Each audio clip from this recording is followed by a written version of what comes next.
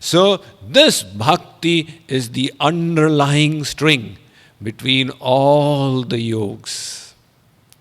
Now Narad ji has been explaining how to do it.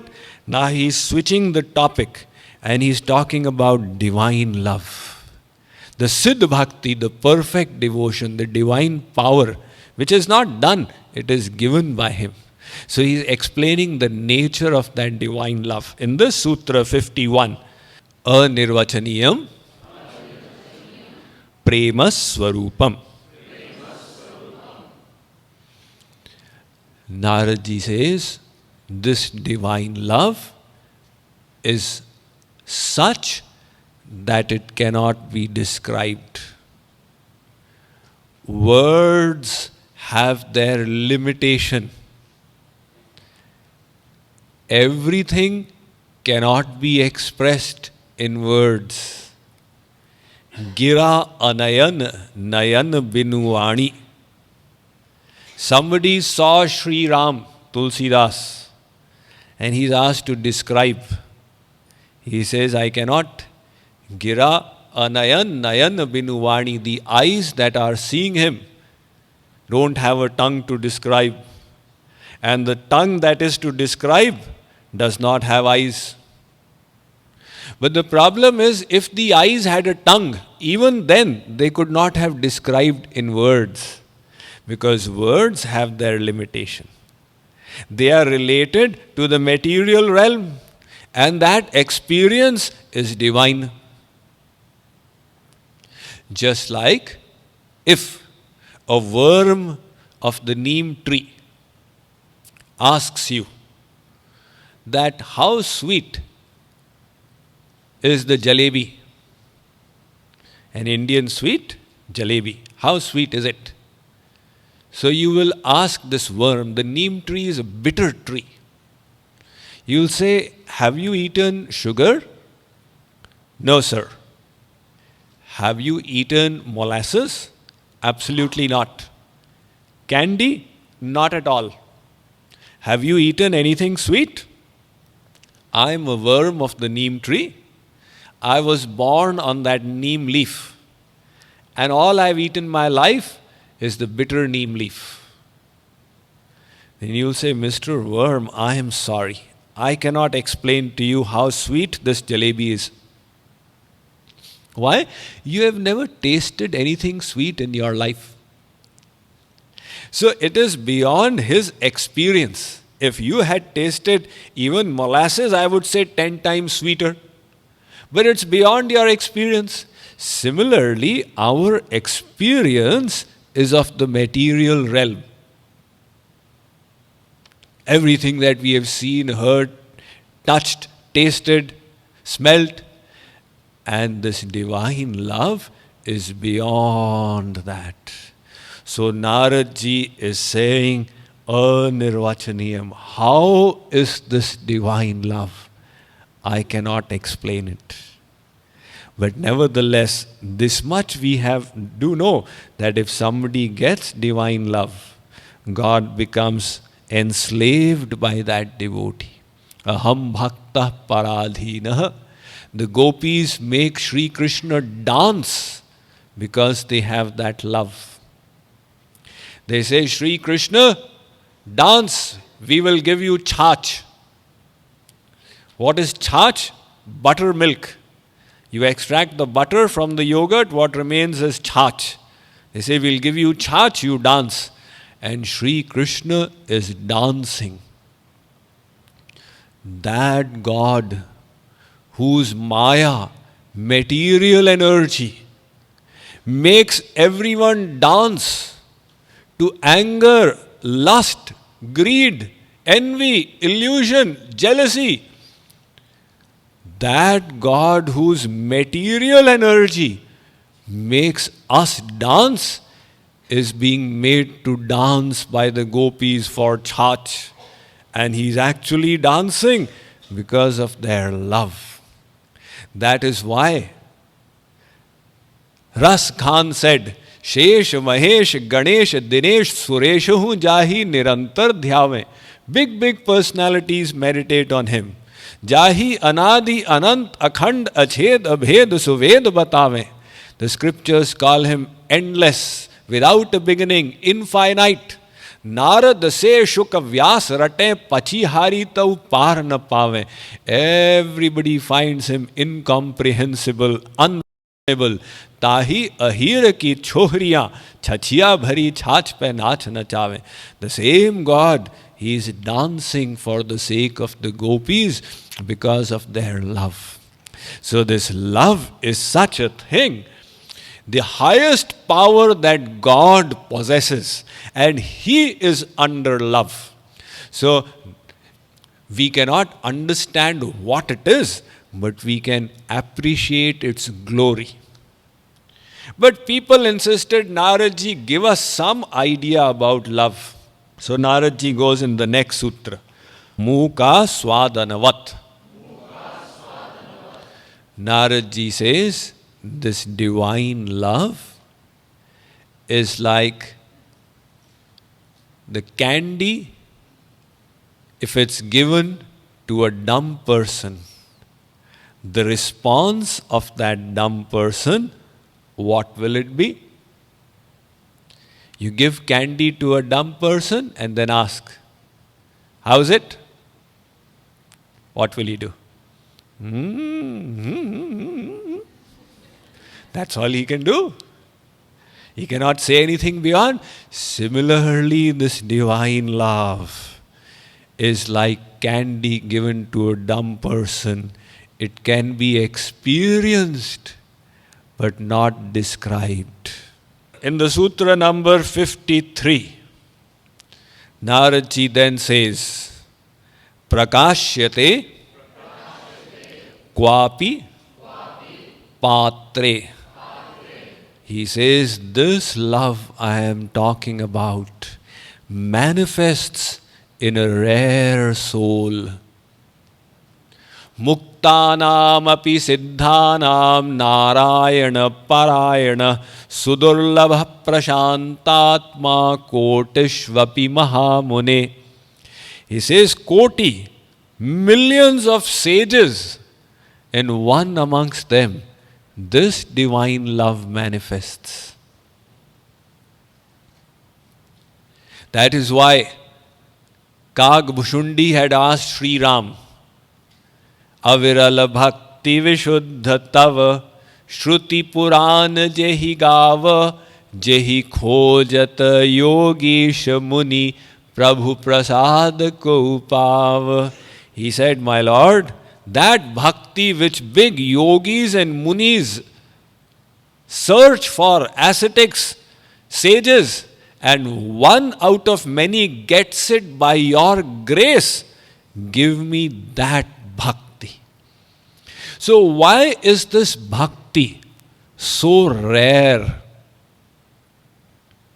The reason is the prerequisite.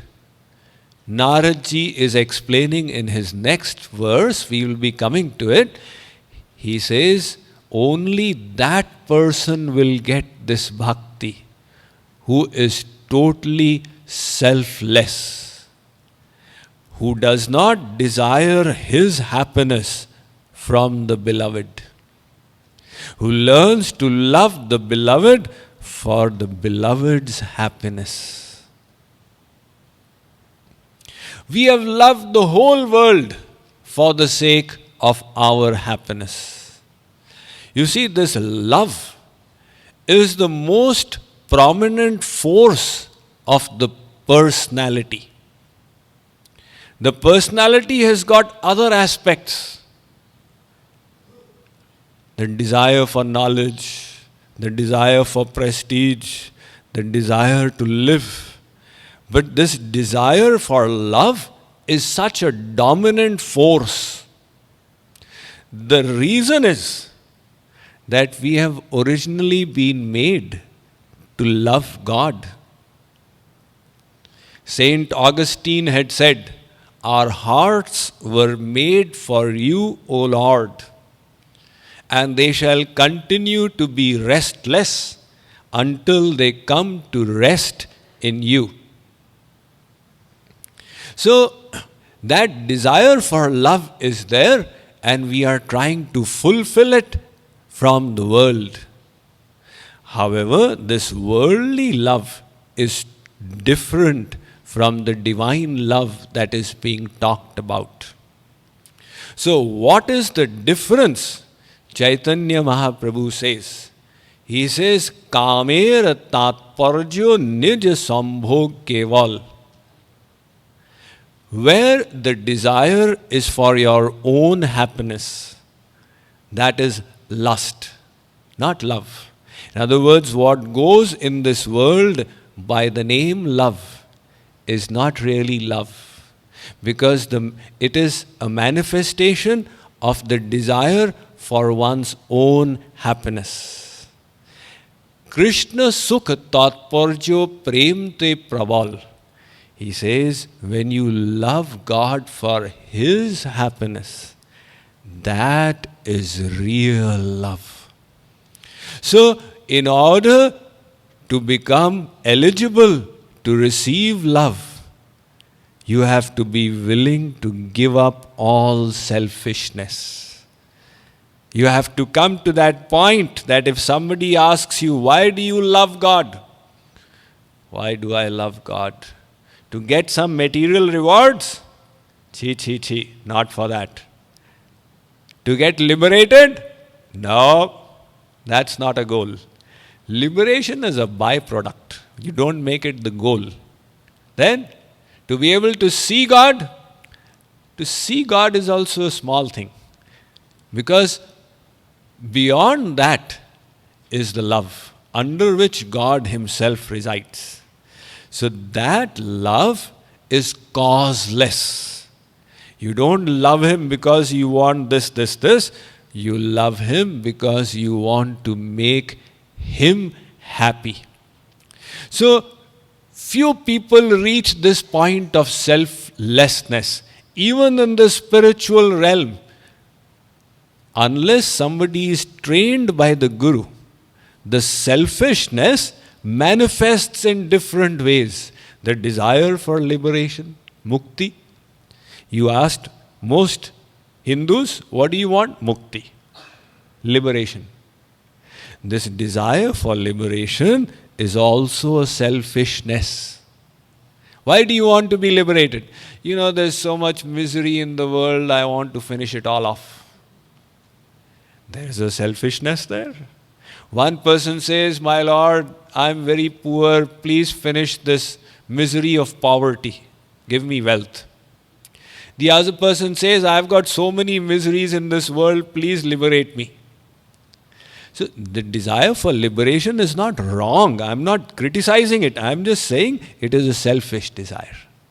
And only that person can become adhikari or eligible for love who becomes selfless. In other words, you don't desire your happiness. You desire the happiness of your beloved. This is so different from the world. In the world, there is talk of love, but it is all false. Everybody loves himself or herself. I'll like to give this example that let us say there are a newly married husband and wife. Now the wife is very beautiful and the husband thinks he loves his wife very much. Let us say overnight that wife was to transform from 20 years old to 80 years old. Would the husband still love her? All his love would be destroyed. Whew, this old hag. He was loving her for his happiness. There is now no hope for happiness. All love is destroyed. I just reminded of a class fellow of mine. He was my class fellow in school and college, and then I met him 2 years ago in Bay Area, San Francisco. He was telling me he had an accident in which he had a head injury. And because of that head injury, he was handicapped for some time. And he said, my wife left me. Look at the selfishness. This whole world is full of selfishness. Each person is desiring their own happiness. That's the nature of this world. When the French Revolution was taking place, the heads of noblemen were being cut, guillotined. There was a person who had a hat shop. He used to sell hats and caps. He came to know that people's heads are being guillotined. He said, "What will happen to my hat business?" But what he expressed is a universal phenomenon. He is not concerned about the heads of others. He is concerned about his hat business. Now, this basic nature you have to be willing to transform if you wish to walk the path of divine love. In other words, you don't desire to take. You desire to give. You desire to love God for His sake. So Narad ji will be talking about it further, but here he says, prakashate kvapi patre. Such love manifests rarely. If a person keeps that principle in mind and begins the spiritual path, if you don't begin rightly, later on it will be difficult to change. Because the sadhanas, they start giving a tremendous bliss, a spiritual bliss. And one starts relishing that bliss. And at that stage, when the bliss is tremendous, then it will become even more difficult to reject it and to desire only the bliss of God. That will be a spiritual bliss, not a material bliss. But that will be very difficult at that stage. So in the beginning stage, if we can fill that principle in our mind, that I am engaging in devotion not for my happiness but for His happiness, then we will go straight on that path to attain that love which is the highest power and which is so rare. So Narad ji then, he explains in the next sutra further about this thing called divine love. Guna rahitam, kamana rahitam, pratikshan vardhamanam avichinnam sukshmataram anubhav. Now he is given so many characteristics. He says, guna rahitam. In this love, you don't even see the qualities of your beloved. See, why do we seek qualities? Because they will give us happiness. This person is very beautiful. This person is very knowledgeable. This person is very kind. So we are attracted by qualities, which is natural. So initially, the basis of love is those qualities.